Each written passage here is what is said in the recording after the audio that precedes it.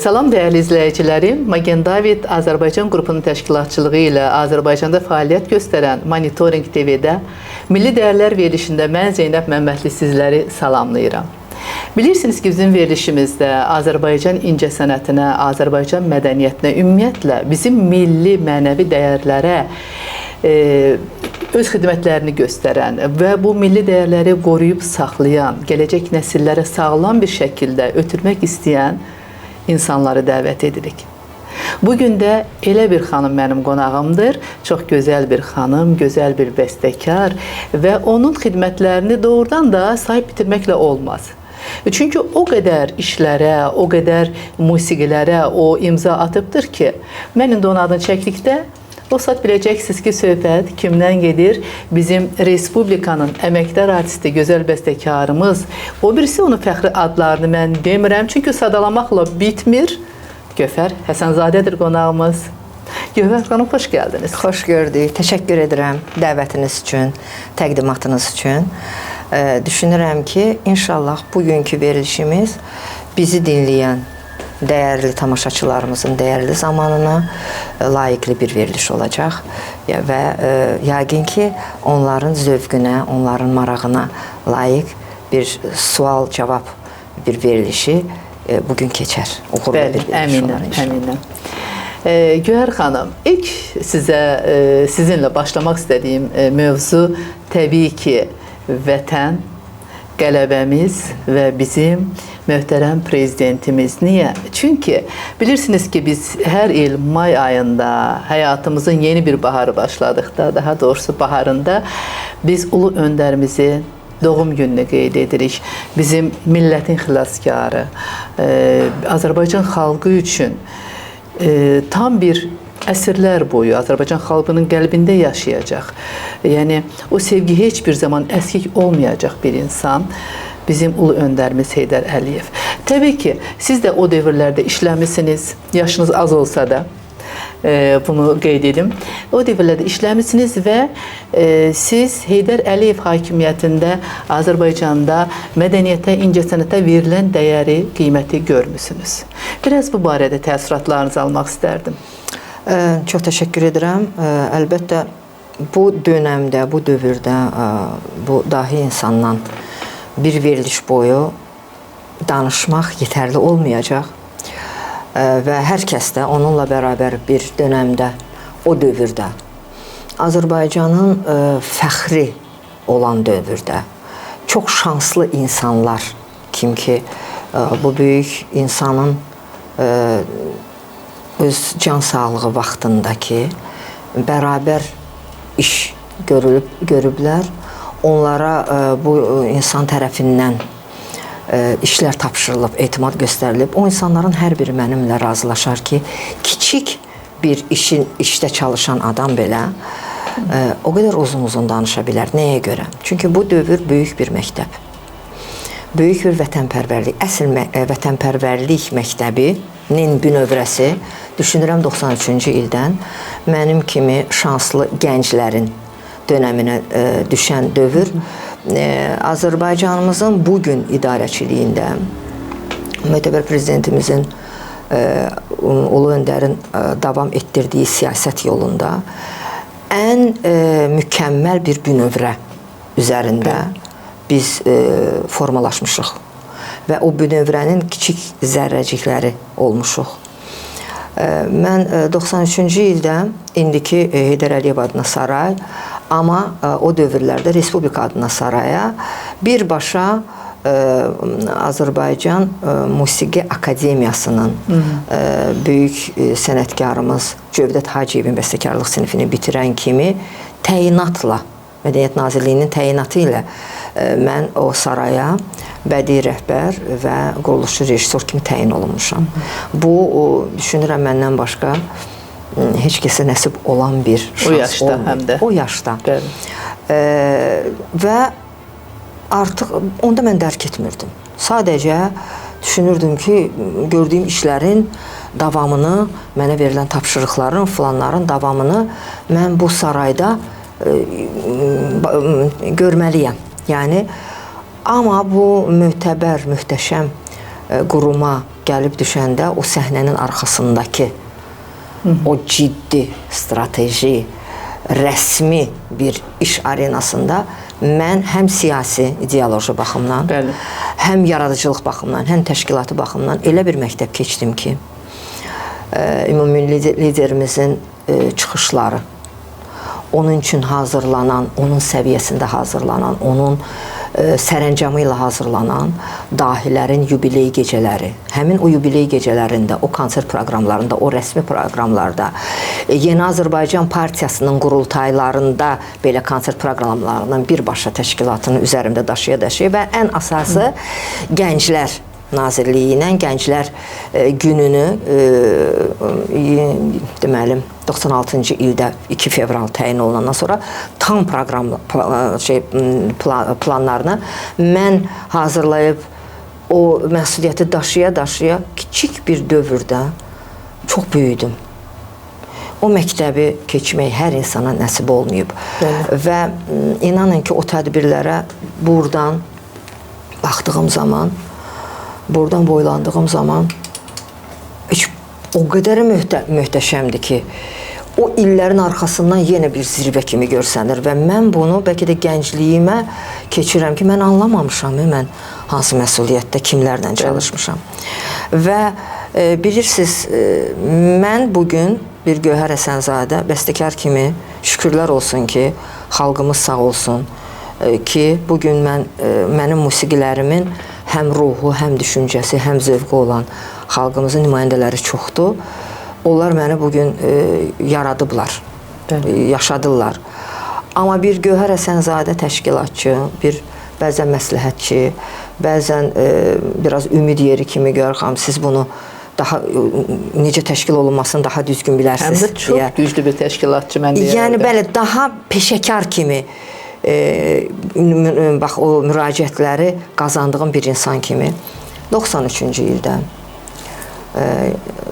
ümumilli liderimizin gənclərə və uzaqdan baxaraq seçib onu bir fitri istedad mı deyim, bir qeyri-adi bir qüvvə mi deyim, bu olsun, ona o işi tapşıraq kimi, yəni mən harada gedər Ali içərdə da. Onu düzgün seçim edib mənə bu şansı verməsi bu günləri mənim bir peşəkar kadr olmağıma vəsilə olub. Bəli, ancaq bir mənalı. Bilirsiniz, həm də biz bir fərqli gənclər idik. Biz dinləyən, tabi olan, qavrayan fədailər idik. İdeyası, məqsədi olan.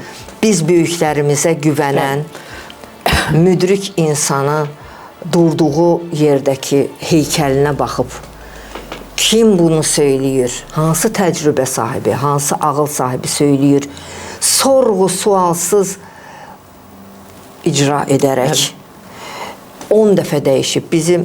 Mənim dövrümdə biz gəldik, 10 dəqiqə gözlədik, mənim getməyə yerim var, mən gəlimmi, gəlməyimi, mənim köməkçim gəlsin, filan deyilən bir şeylər yox idi. Hamımız özümüz saat 6-da olacaq konsert proqramının təhvil təslim rəsmi prosesini saat 9-da başlayacağına normal baxırdıq.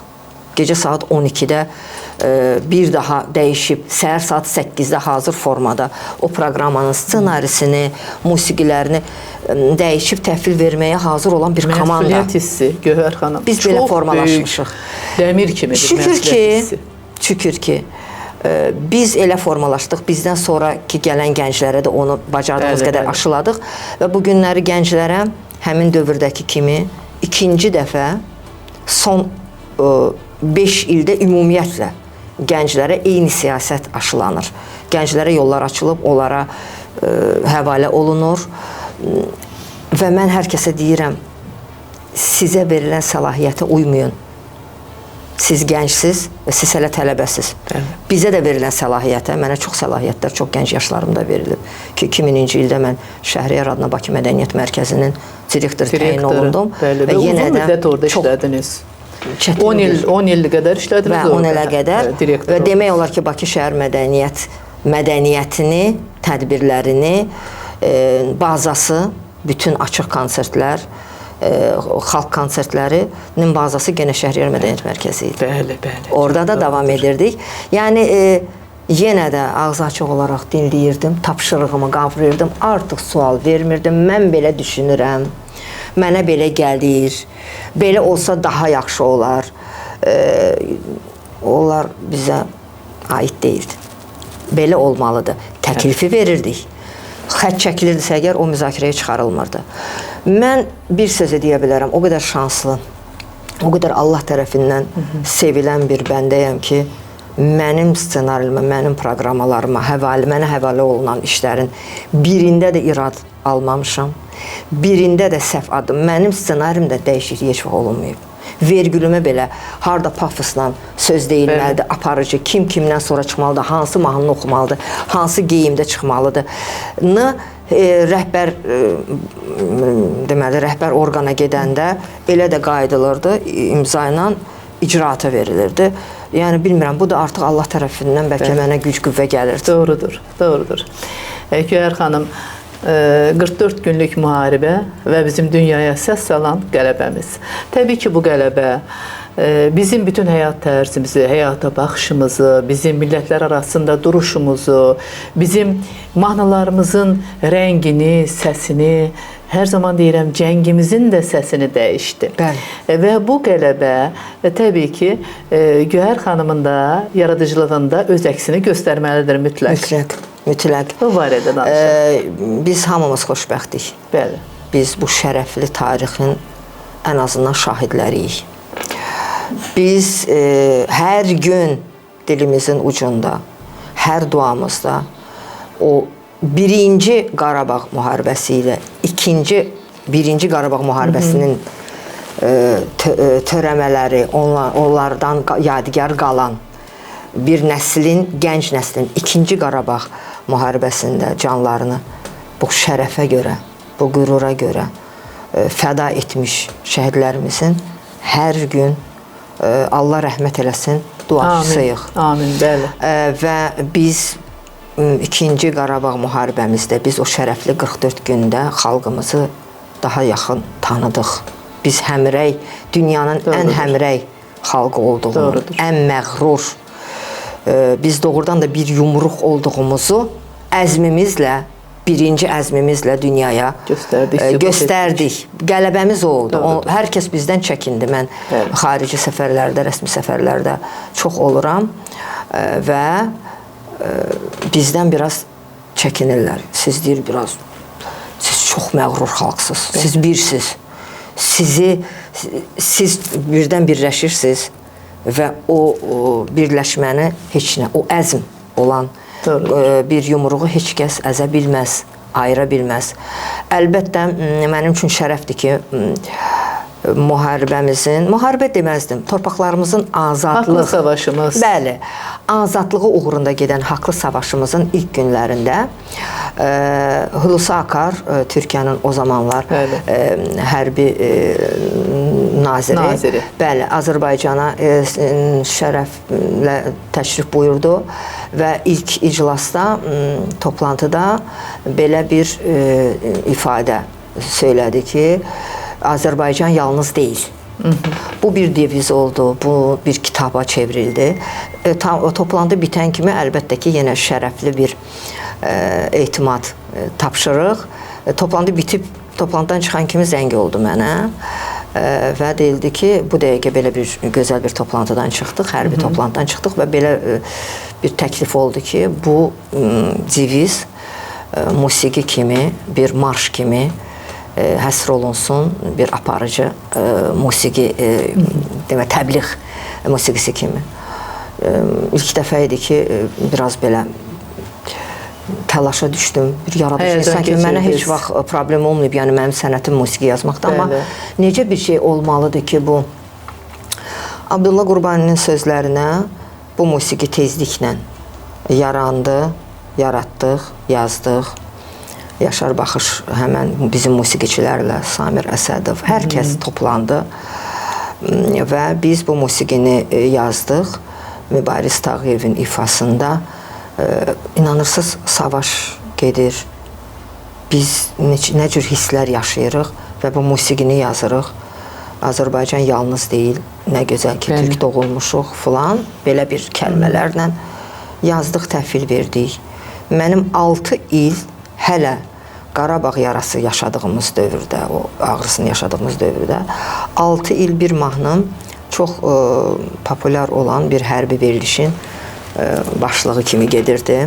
İgid Şahinlər gəlir, Mübariz Tağıyevin çox gözəl ifa etdiyi o mahnım həmişə belə bir leytmotiv kimi olub və ondan sonra da şükürlər olsun qələbəmizi əldə etdik. Təbii, çox şükür. Və əldə edəndən sonra şəhidlərimizin övladlarından ibarət Zəfər xorunun bir vizit kartı olaraq onlar üçün yazılan sözləri Baba Vəziroğluya aid "Biz şəhid övladlarıyıq" layihəsində iştirak etmək təklifi aldım.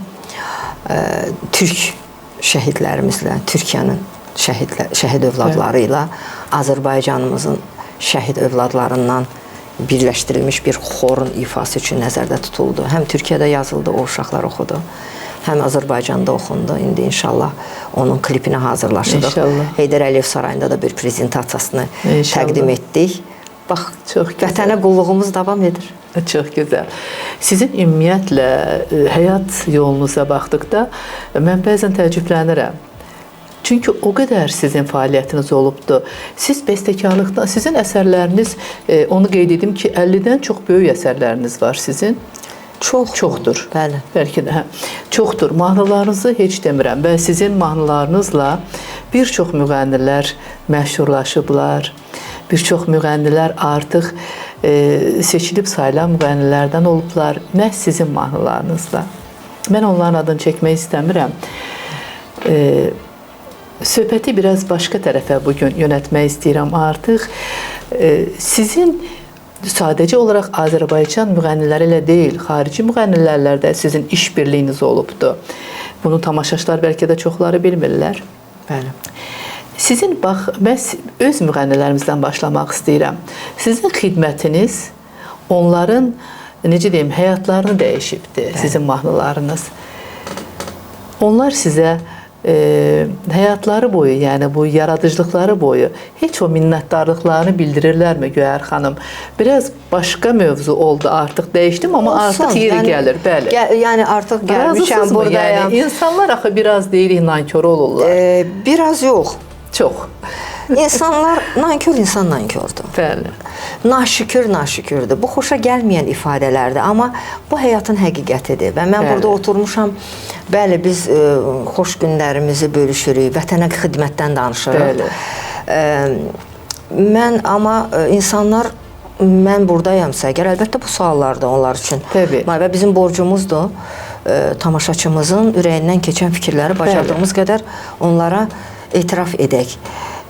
Bir insanın tanınması, populyar olması, sevilməsi tamaşaçının sevgi qazanmağıdır. O tamaşaçısının sevgisini qazanmalıdır. Mənimlə bərabər bütün bəstəkarlar müğənnini təqdim edən bəstəkardır, əsərdir. Düzdür, müğənnilərimiz də bəstəkarı ifası ilə təqdim edir. Bəstəkar o əsəri onsuz da yazacaq və onu kimsə oxuyacaq, ya ifa edəcək. Amma müğənni məhz o bəstəkar olmasa onun həyatında o necə təqdim olunacaq? Bəstəkarın əsəri notda qalır. 100 il sonra, 200 il sonra o hardasa yenə də var.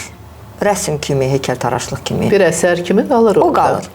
Amma müğənni əgər onun əsəri olmasa, onun oxuyacağı, onu təqdim edəcəyi o musiqi, həmin o kimsə tərəfindən yazılan musiqi olmasa o nə edəcək? Doğrudur. O həyatı bitəcək və o heç yerdə olmayacaq. Çünki o öz musiqisini oxumadı. Bəlkə də 50 səhnədə olur. Bir mahnı ilə bütün həyatını qazanan müğənnilər var. Bu dünyada belədir. Ona görə müğənnilərimiz mənim timsalımda bilməlidir ki, onu o edən, Allahın ona göndərdiyi bir kimsə var. Şansdır. Allahın bir lütfüdür. Allah o musiqini onun beyninə mələkləri ilə üfürüb ki, o gəlsin, onu sənə versin və sən bu günləri o zirvədə olasan. Sonra mən belə düşünürəm, mən belə istəyirəm, o şeyləri sevmirəm mən. O mənə belə gəlir ki, deyirəm sənə gəlməsin elə. Sənə elə gəlməklə sənin düşüncələrinlə sən bir böyük bir insanları uçuruma apara bilərsən. Gəlməsin. Sən bax gör nə daha düzdür. Və sonra o əfsuslar olsun ki, o naşükür dediyimiz insanlar, o ifaçılar elə bilirlər ki, onlara onlar da belə var idi həmişə. Amma sən necə seviblər, sənin tamaşaçın səndən nə istəyir? Ona bənzər oxuyurlar. Mənim bir çox mahnılarımın eyni mövzusu ilə görürəm həmin müğənnilər yenə mahnı oxuyurlar. Baxıram ki, deyirlər ki, həmin sözdən oxuyur. Deyirəm, amma onlar başa düşmürlər ki, sözlə falanla deyil, o onun qisməti idi, Allah gətirdi, verdi. Mən demək olar ki, təmənnasız çalışmışam və vizit kartı olan bütün müğənnilərimizin hərəsində bir mahnım olsa belə, onları o mahnı ilə xalq, tamaşaçı qəbul edir. Açar o mahnı olub. Bu günün günündə də mən çox təəccüblənirəm. Nankörlər var amma, eləmi? Ona deyirəm, bugün çox təəccüblənirəm ki, illər sonradan sanki bu o insanlar deyil və onların üzərindəki o geyim, nə qədər üstündən başqa şeylər də geyinsən, sənin ilk geyimin sən osan, səni o mahnının adı ilə tanıyırlar. Və o insanlar bu günləri elə bil ki, belə çox rahat, mən efirdən baxıram, çıxırlar rahat, başqa-başqa bəstəkarlarla, başqa-başqa qeyri-peşəkarlarla, başqa şeylərdən danışırlar, başqa mövzulardan. Amma toy məclislərinə gedəndə, baxıram mənim həmin o mahnımla, onları onunla dəvət ediblər və o mahnı ilə tanınıb. O mahnı ilə tanınıb. Yenə də, o dünən olur o məclisdə, sabah gəlir canlıya çıxır, görürəm yenə başqa bir mahnılar ifa elə və heç, bilirsiniz, mən çox məsuliyyətli beynəlxalq layihələrdə olmuşam və o beynəlxalq layihələrdən Azərbaycana dönəndən sonra bugünə qədər heç mənim oradakı fədakarlığıma, o nailiyyət necə əldə olundudan həmin adamlar çıxırlar. Orada Gövhər xanım, siz olmasaydınız, siz o hava uçaqdan, aeroportdan təyyarədən düşüb, bitdi hər şey. Evə gələndən sonra sabahsı gün efirə baxıram, görürəm hər şey orada var, məndən başqa. Deyirəm, elə bir ki, bəzilərinə görürsə yazır ki, elə bil mən də oradaydım axı. Həmin nailiyyətin hər tərəfi danışılır. Bir tək Gövhər də orada var idi, yox, onu kim elədi? Mən bunu o qədər öyrəşmişəm, bu pis xüsusiyyətdir, öyrəşmək lazım deyil. Amma bu axır günlərdə elə bir ki, həmin o yaramın üstünə yenə duz səpilir. Yenə elə şeylərlə razılaşıram ki, insanlar belə bir mehribançılıqla, biz işbirliyimiz, bizim nə bilim, baxıram, sizin hansı işbirliyi, yəni heç yoxdur. Yazılarda da yoxam. Və düzdür, mən 90% insana ağır gəlir. Dəyəri mənim mahnılarımı sevən xalqımız versin. 90% mahnılarımın mənə aid olduğunu bilmirlər. Ad çəkməyəcəm. Elə mahnılarım var ki, deyirlər ki, o sizin mahnınızdır. Görürəm, hər kəs telefonu onu oxuyur bir-birinə. Bir zaman gedəcəm buradan, uzağa bir zaman mahnım var. Gözlərini bir sabah açanda, yəni gedəcəyəm mahnısı. Çox gözəl bir mahnıdır, mənim çox sevdiyim bir mahnıdır. İlahə Fədanın illərcə, bir 25 il bundan öncə ifa etdiyi, sözləri, musiqisi mənə aid, aranjman Yaşar Baxışa aid olan bir mahnı. Görürəm, yanımda da baxırlar, oxuyurlar, oturduğum amma sizin olduğunuzu bilmirlər. Mənim olduğumu bilmirlər. Çox gözəl bir mahnıdır. Mən bunu bugünkü verilişimizdə səsləndirəcəm. Bunu təbii ki, tamaşaçılarımız da görəcəklər, dinləyəcəklər və biləcəklər ki, bu Gövhər xanımın gözəl mahnılarından biridir sadəcə. Gövhər xanımın o qədər dillər əzbəri olan mahnıları var ki, bunu doğrudan dillər əzbəri. Mən çox müğənnilərin adını çəkə bilərəm. Məsələn, burada bizim İradə İbrahimovanın ifasında sizin çox mahnılar var. Faiq Ağayev oxuyub sizin mahnıları, Xatirə İslam oxuyub sizin mahnıları, Xəlilova, Aygün Kazımova, Zülfiyə xanım, fəxrlə deyəcəm, Mübariz Tağıyev, Flora xanım Kərimova, çox gözəl mahnılar. İlhamə xanım Quliyeva, sonra İzzətin bu rock sintezimiz, ondan sonra Nadir Qafarzadə, Elnur Məmmədov, Kərim Abbasov. Demək olar ki, bütün tanınmış müğənnilər sizin mahnılarınızı oxuyublar. Bir zaman gideceğim buradan uzağa, bir zaman elvida diyeceğim senle yaşanan tenalığa. Kalbimden sileceğim hatiren üzür beni yaman. Artık gücüm yok yalanlarına inanmağa. Gözlerini bir sabah açanda göreceksen ben yoxam yanında. Düşünme ki darıxıb sonunda dönəcəyəm. Bilirsiniz, siz öz işinizi görürsünüz Güher xanım. Görəcəm inşallah. Və onun dəyərini də siz o işi gördükdə mən bilirəm ki, siz maddiyyata çox önəm verən bir xanım deyilsiniz. Siz onun daha çox mənəvi tərəfini düşünürsünüz və mən əminəm ki, onun qarşılığını biz alırıq həyatımızda. Əlbəttə. Həyat yolumuzda alırıq. Yəni insanlardan bunu gözləməyinə dəyməz məncə. Güher xanım, siz çox ziyalı bir ailədə doğulmusunuz. Sizin atanız illərlə akademiyada işləyibdi. Bilirəm ki, gözəl bir vəzifədə. Ananız filologdur. Ziyalı bir ailədə doğulmusunuz. Sizin həyatınız, uşaqlığınız ümumiyyətlə, həyat yolunuz tamam başqadır. Ona görə də siz başqa cür ola bilməzsiniz. Siz sizsiniz. Güher Həsənzadə. Şükürlər olsun. Şükürlər olsun. Sizin mahnılarınızı bayaq dediyim kimi xarici müğənnilər də oxuyublar. Bizim həm də siz bir türkçüsünüz. Çox qatı olaraq mən buradan dostlarımıza da bildirmək istəyirəm. Güher xanım türkçü bir xanımdır doğrudan da və Türkiyənin bir çox tanınmış müğənniləri sizin mahnıları oxuyublar. Bildiyim qədər Bengü, sonra Meyra, Zərrin Özəl. Zərrin Özəl də oxuyub sizin mahnıları. Nilüfər xanım, Pınar Aylin, Mişa, Kaan Yalçın, Barbaros.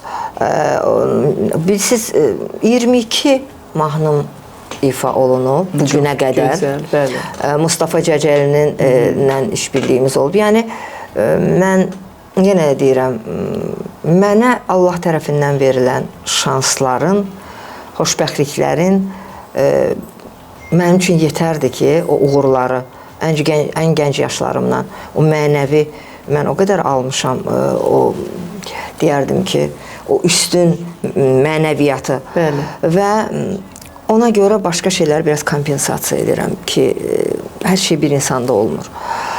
Və bilirsiniz, mən bugünə qədər nə yaradıcılıq gecəm keçməyib, nə mahnılarımdan toplum bir olmayıb. Bunlar hamısı çox böyük bir maddiyyat tələb edir. Çünki mənim bir mahnımı konsertini keçirtmək üçün mütləq orada tamaşaçının efirdən gördüyü o təsiratı yaradan deyək olmalıdır o konsertdə. Bəli. Mən Avropa səhnəsində onu necə təqdim etmişəmsə Azərbaycanıma onu həmin cür canlı təqdim etməliyəm. Mən üzr istəyirəm, Güher xanım, sözünüzü burada müdaxilə etmək məcburiyyətindəyəm.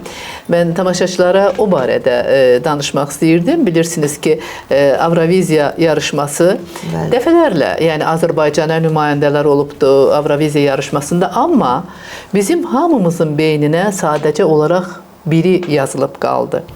Sizin rəhbərlik etdiyiniz, siz həm mahnının bəstəkarı oldunuz və eyni zamanda siz o proyektin rəhbəri, layihənin rəhbəri oldunuz. Bax, bu barədə danışaq. Çox səs saldı, çox gözəl oldu, hamı bəyəndi. Amma mənim aldığım o səslərə görə, belə deyək, məlumatlara görə, siz bundan sonra bir çox tərəfdən zərbələr aldınız. Çox aldım. Biraz bu barədə danışaq. Yəni, bilirsiniz, bizim ilk dəfə orada yenə də dövlətimizə dönə-dönə minnətdaram bu etimadı mənə göstərdiyinə görə. Mən xüsusilə qeyd etmək istəyirəm ki, bax, bütün bu uğurun bünövrəsində yenə də 93-cü ildən mənim formalaşaraq böyük bir məktəb keçərək dövlətin ideologiyası, siyasəti, apardığı, yəni mədəniyyətdə aparılan bir qolun bir demək ki, növbəti addım idi. 2008-ci ildə Azərbaycanımızın Avropaya çıxışında, dünyəvi ölkələr sırasına çox böyük inteqrasiya dinamikasında getdiyi zaman ən böyük qısqanclıq və ən çətin bir dönəm ili idi. Siyasətçilərimiz bunu təsdiqləyər. Və həmin gün, həmin il, həmin dönəmdə qalxıb hər tərəfdən Azərbaycanın siyasətini, həqiqətlərini çirkaba batıran, bizim haqqımızda antireklama, şərləmə kampanyasının qarşısına keçərək Avropa insanına təqdim olunmaq bir musiqi qədər asan deyildi. Doğrudur. Bu dövlətimizin növbəti düzgün bir siyasəti idi ki, Azərbaycan Avropaya inteqrasiya, Avropaya öz həqiqətlərini, səsini çatdırmaq üçün biz kim olduğumuzu, ən böyük Avropa tamaşaçısının, sərhədsiz Avropa tamaşaçısını öz ətrafında toplayan o sərhədsiz bir səhnə. Dünyaya çatdırılan, göstərilən, canlı translasiya olunan, yayımlanan bir səhnəyə çıxaq biz. Biz orada olaq ki, 3 dəqiqəyə ən azından oradan bizim bayrağımız, bizim mədəniyyətimiz, bizim müasirliyimiz, bizim savadlı olub, bizim dünyəvi ölkə olaraq böyük bir mədəniyyət sahibi olduğumuzu 3 dəqiqənin içərisində böyük bir arenaya 2 dəfə çatdırmaq şansımız olsun. Yəni, yarım final, final. Bəli. Tapşırıq da oydu. Biz orada birinciliyin ardıca heç getməmişdik ki, bilirsiniz, kənardan hər şey o qədər ekrandan sadə görsənir. Çox asan görünür. Parıltılı görsənir. Biz ən güclü nömrə idik, biz niyə birinci olmadıq, biz falan. Biz ümumiyyətlə o səhnəyə gəlib çıxdıqsa, bizim ikinci şansımız oldu. İkinci dəfə 3 dəqiqəni yenə qazandıq. O 3 dəqiqə içərisində yenə Azərbaycanımıza layiq olan 100%lik Azərbaycan məhsulunu heç kəsə minnətçi, sünnətçi düşmədik. Ki, orada istinad bir yer yox idi ki, bunu bunlar eləməyiblər, bunlar pulla bunu yazıblar, bunların filan kəsi filan ölkədən gəlib. Hara tərpəndilər mahnının müzakirəsində bəstəkar, aranjmançı, ifaçı, söz yazar, bədii rəhbər, hər şey. Bəli. Baxdılar, hamısı Azərbaycanlılardan ibarət. Azərbaycan vətəndaşları. Azərbaycan bugün bu məhsulu çıxardırsa, bu Azərbaycan məhsulu idi. Bu da dövlətimizin çox düzgün yanaşması idi. Bizim dövlətimizin hər zaman imkanı olub beynəlxalq münasibətdə olan yaxşı peşəkarları da çağırsın. O bilir ki, bizdə hər şey dünyada ən yüksək səviyyədə bizdə var. Texniki baxımdan o dövrdə zəif ola bilərdik. Və bu tapşırıq idi. Heç kəsin də xətrinə dəyməsin ki, mənim də mahnım var idi, niyə Gövhər getdi? Gövhər, yenə deyirəm, 93-dən bura gələn və dövlət layihələrini, dövlət tapşırıqlarını yaradıcı insan kimi icra edən bir tapşırığı icra etməyə görə 16 ölkədə biz tur keçmişik. Bunu bizdən başqa heç kəs eləməyib. Niyə eləməyib? Çünki 2007-dən biz özümüzü təqdim edə-edə qapını döyə gəlib Evroviziyaya çıxmışdıq. Evroviziyanın qapısını Avropadan gələn hansısa bir Avropa musiqisi ilə, müasir musiqi ilə açıb oradan bu sizin mahnı deyil deyəcəkdilər. Tapşırığı icra etmək üçün Gövhər ona görə lazım idi ki, Gövhərə dedilər, bilirsən də qapını nə ilə döy ki, səni açsınlar. Sən içəri girəsən, sən də Azərbaycansan. Azərbaycan 8 milyon yarım idik onda. Azərbaycan, səhv etmirəmsə əgər. Azərbaycansan, başa düşürsən də sən 3 dəqiqəyə bütün xalqı, bütün dövləti təmsil edirsən. Elə ki, səni yola da salan. Girdin içəri, üzvə qapını açdılar. Elə ki, səni qapıdan da hörmətlə yola salsın ki, bir də gəlin. Bu çox çətin bir məsələdir. Kənardan heç kəs baxıb deyirsə, Gövhər getdi. Siz bilirsiniz, mən bəlkə də ömrümün neçə ilini o həyəcanda bəlkə də itirdim. Və biz kilsə musiqisi ilə başladıq mahnını. Falsetlə. Ki, bizə qapını açsınlar. Mələk və qapını açdılar. Ki, bu bizdəndir kimsə. Açdılar qapını, içəri girdik. Müasir insanlara rockla salamlaşdıq. Pop musiqi ilə böyük kütləni ətrafımıza göstərdik ki, biz həm də böyüyük, çoxuq. Pop dünyada ən çox tamaşaçı toplayan bir janrdır. Və yaxşı, bəs kimsiz? Hardan gəlmisiniz? Mahnının sonudur da. Çox gözəl. Siz də bizdənsiz, Avropa, kilsə, pop, rock. 2 yaraşıqlı gənc, mövzu, mələk, şeytan, dünyəvi mövzu, ağ, qara, tanıdıqları mistik mövzular, ilahi qüvvələr filan, Tanrının mələkləri və Yaxşı, bəs hardan gəlmisiniz? Muğam elementi. Muğam elementi. Ora haradır? Azərbaycan. Bax, biz orayıq. Kökünə gəlib 47 saniyəlik muğam elementi o zaman ki bizə qarşı hər yerdən dedilər ki, muğamı elə bir şeytan oxudu. Siz, xeyr, şeytan oxumadı. Muğam şeytanın əynindən qaranı çıxardıb, onu mələk elədi. Bizim amalımız, bizim dünyaya mesajımız buydu. Biz elə ölkədən gəlmişik ki, biz şana, şöhrətə, vara, dövlətə, qan çanağına deyil, biz mələkləşdirməyə meyilli xalqıq. Biz ilahi musiqi olan muğamımızı Allah bizə o obrazı verib. Biz Allahımıza, imanımıza, ilahimizə qulluq edən məğrur insanlarıq, həmişə sülh tərəfdarıyıq. Bu tapşırıq yerinə yetirildi, deyək.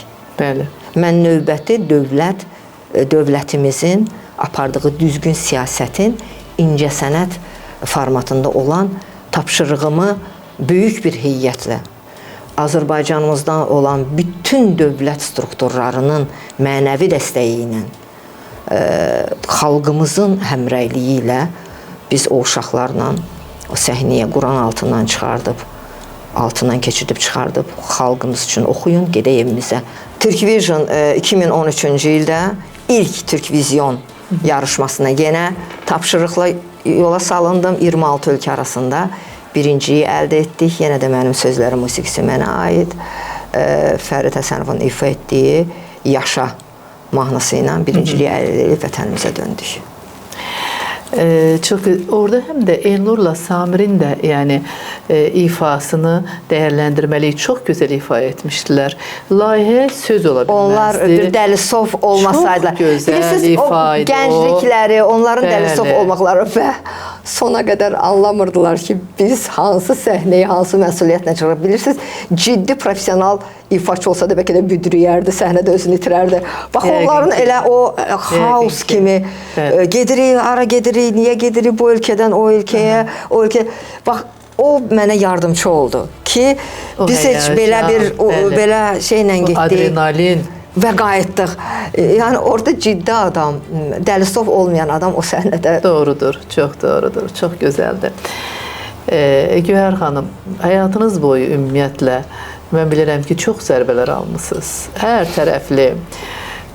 Yəni bunu siz də yəqin mənimlə razı olarsınız ki, ən yaxın insanlardan, ən güvəndiyiniz insanlardan hər zaman zərbə almısınız. Mən bunu normal qəbul edirəm. Bilirsiniz niyə? Çox işləyən adam, istedadlı adam hər zaman zərbələr alır. Bəli. Çünki çox təəssüf ki, nə qədər ağac bar verdikcə onu daşlayan çox olur deyirlər. Eyni şeydir. Bəzilərini bağışlayırıq, bəzilərini heç ümumiyyətlə diqqətə almırıq. Amma bəzilərini həyatı boyu bağışlaya bilmirik. Elələri var, xeyr, bağışlaya bilmirik. Var mı Gövhər xanımın həyatında elə insanlar ki, nə olur olsun, Gövhər xanım deyir ki, mən onu ömrümün sonuna qədər bağışlaya bilmərəm. Haqqımı halal etmirəm, deyirəm. Bəlkə də bugün bir çox sözlər öz dəyərini itirib, əfsuslar olsun, elə bir dönəmdə yaşayırıq ki, sözlər o dəyərini itirir, amma o sözlər, dəyərli sözlərdir. Çalışın, mən bütün insanlara deyirəm, Allah cəmi balalarımızı saxlasın, bütün övladlar xoşbəxt olsun. Mən övladım həmişə deyirəm, birinci odur. Elə et ki, qəlb yarası birinci. Heç kəsə törətmə, qəlbin yarası böyük günahdır. Və çalış, qızım, haqqını, halallığını həmişə alasın. Və sən də haqqını halal eləmək üçün münasibətləri belə qur ki, sənin yaraların Tanrı qabağında haqqımı halal eləmirəm deyəcəyin insanlar az olsun. Çünki Allah deyir, çox önəmli bir şeydir. Çox önəmli sözdür. Mən ömrümün sonuna qədər çalışdığım bircə odur ki, kiçik bir yaşlılıq deyəndə cəmaət elə bilir ki, o təriflənəndə, ay Gövhər xanım, siz mənim üçün bilir, onları həmişə efirdə də deyirəm, çıxanda orada deməyin, mən Gövhər xanım falan. Oradan lazım deyil onu eləmək. Elədiyin şeyi nə qədər az adam bilsə, bir o qədər onun dəyəri çox olur. Mən onu onun üçün eləmirəm ki, mənim adımı çəksinlər. Mən bayaq müğənnilər üçün də onu deyirəm ki, mən demirəm ki, desin Gövhər mənə, mən Gövhər, yox onu demirəm. Amma haqqıma da girməyin. Bəli. Mənim elədiklərimi başqasının adına çıxmayın, o qədər. Heç demə heç kəsin adına. Amma bugün də özünüzü elə göstərməyin ki, mən yoxam. Yəni, məni bəzən əqidəmə görə çox vaxt ki, bu qürurludur, əqidəlidir, dönməzdir. Biz bunu necə eləyək ki, bunu sındıraq? Yəni, bu, bax, onu həzm eləməyən insanlar, birinci mənim düşmənlərim olub. Bəli. Və ya mənim gözümün qabağında kimlərsə müxtəlif eyibləri ilə, müxtəlif yaraları ilə formalaşıb və bu günləri hansısa bir zirvəyə çatıblar. O insanlar həmişə mübarizə aparıblar ki, mən olmayım ki, onların necə ora gəldiklərini, bəzi şeylərin şahidi olmasın kimi məni likvidasiya eləmək istəyir. Amma mən həmişə düşünürəm ki, hamımız bir əziyyətlə gəlmişik. Hamının çapıqları çoxdur. Ürəyə çıxartmaq gör, kimin ürəyi hansı vəziyyətdədir.